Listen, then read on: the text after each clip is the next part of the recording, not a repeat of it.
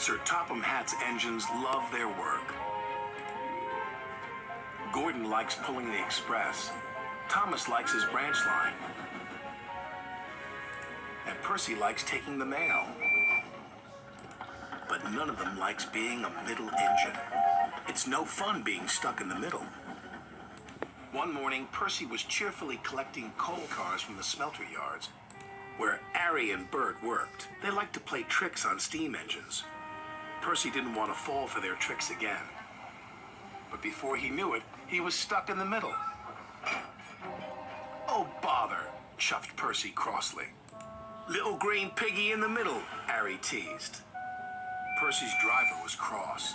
With coal cars in front of him and coal cars behind, Percy had to go slowly. James was in the yards when Percy steamed slowly by. "Ha ha, it's Pokey Percy," James laughed. "You wouldn't be laughing if you were stuck in the middle," Percy fumed. And he fumed all the way to the coaling plant. One by one, he shunted his coal cars onto the tipper's loading ramp, and the coal was unloaded. Percy was not allowed to cross the loading ramp until the tipper had been turned off. It was against the rules. But as soon as his driver and fireman left, there was trouble. Henry arrived to pick up coal. He bumped into the coal cars, and the coal cars bumped into Percy. Percy was pushed onto the loading ramp. "Help!" cried Percy.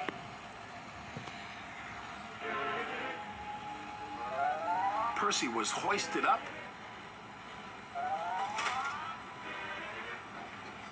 tipped over,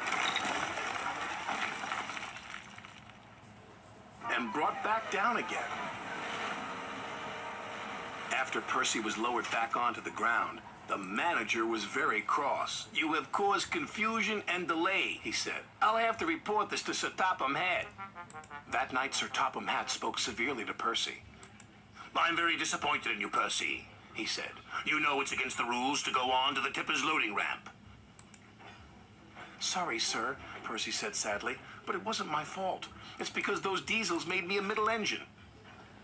"Nevertheless, you will shunt freight cars in the yards until I can get to the bottom of this." "Ha!" said James, thinking no one could hear. "I can handle those diesels with bent buffers and a busted boiler."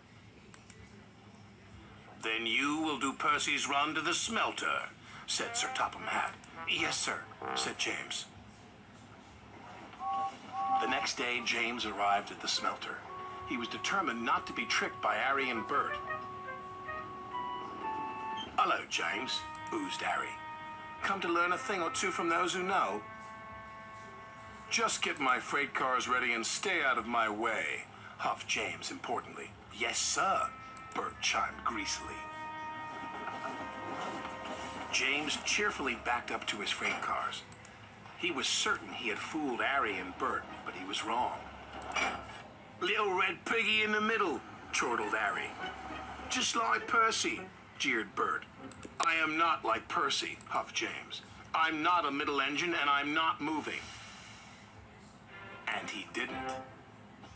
When Sir Topham Hatt heard the news, he sent Percy to fetch James. This made Percy happy. He buffered up to James and took him, along with all the freight cars, to the docks.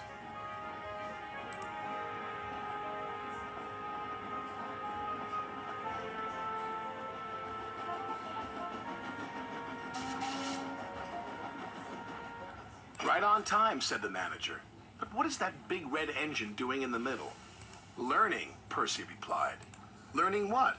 "Learning to be a middle engine," Percy laughed. James covered himself in steam, hoping no one would recognize him. But it was no good. There was only one big red engine on the island, and everyone knows his name is James.